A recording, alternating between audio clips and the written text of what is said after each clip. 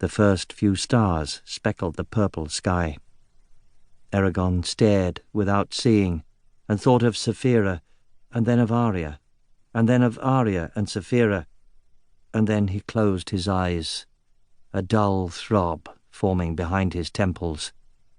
He heard a cracking sound, and opening his eyes once more, saw that on the other side of the empty bear stomach, Gajvag was cleaning his teeth with the pointed end of a broken thigh bone. Eragon dropped his gaze to the bottom of the Urgel's bare feet, Gajvag having removed his sandals before they began their meal, and to his surprise noticed that the Urgel had 7 toes on each foot. "The dwarves have the same number of toes as you do," he said. Gajvag spat a piece of meat into the coals of the fire. "I did not know that. I have never wanted to look at the feet of a dwarf." "Don't you find it curious that Urgels and dwarves should both have 14 toes, while elves and humans have 10? Gajvag's thick lips lifted in a snarl. "We share no blood with those hornless mountain rats, Fire Sword. They have 14 toes, and we have 14 toes. It pleased the gods to shape us so when they created the world. There is no other explanation." Eragon grunted in response, and returned to watching the fireflies. "Then, tell me a story your race is fond of, Nargajvag."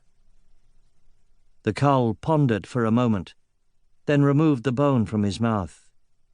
He said, "Long ago, there lived a young Urgralgra, and her name was Magara. She had horns that shone like polished stone, hair that hung past her waist, and a laugh that could charm the birds out of the trees. But she was not pretty. She was ugly. Now in her village there also lived a ram who was very strong. He had killed 4 rams in wrestling matches and had defeated 23 others besides. But although his feats had won him wide renown, he had yet to choose a broodmate. Magara wished to be his broodmate, but he would not look at her, for she was ugly, and because of her ugliness he did not see her bright horns nor her long hair, and he did not hear her pleasant laugh. Sick at heart that he would not look at her, Magara climbed the tallest mountain in the spine, and she called out to Rana to help her. Rana is mother of us all, and it was she who invented weaving and farming, and she who raised the Bior Mountains when she was fleeing the great dragon. Rana, she of the gilded horns, she answered Magara, and she asked why Magara had summoned her. "Make me pretty, honored mother, so I can attract the ram I want," said Magara. And Rana answered, "You do not need to be pretty, Magara. You have bright horns and long hair and a pleasant laugh. With those you can catch a ram who is not so foolish as to look at only a female's face." And Magara, she threw herself down upon the ground and said, "I will not be happy unless I can have this ram, honored mother. Please make me pretty." Rana, she smiled then and said, "If I do this, child, how will you repay me for this favor?" And Magara said, "I will give you anything you want." Rana was well pleased with her offer, and so she made Magara pretty then. And Magara returned to her village, and everyone wondered at her beauty.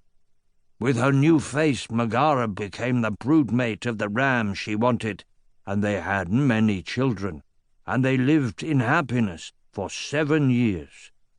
Then Rana came to Magara, and Rana said, "You have had 7 years with the ram you wanted. Have you enjoyed them?" And Magara said, "I have." And Rana said, "Then I have come for my payment." And she looked around their house of stone, and she seized hold of Magara's eldest son and said, "I will have him." Megara begged she of the gilded horns not to take her eldest son, but Rana would not relent. At last Megara took her broodmate's club, and she struck at Rana, but the club shattered in her hands.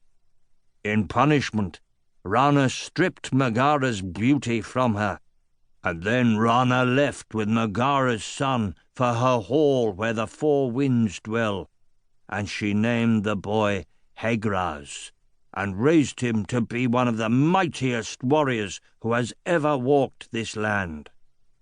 And so one should learn from Megara to never fight one's fate, for you will lose that which you hold most dear.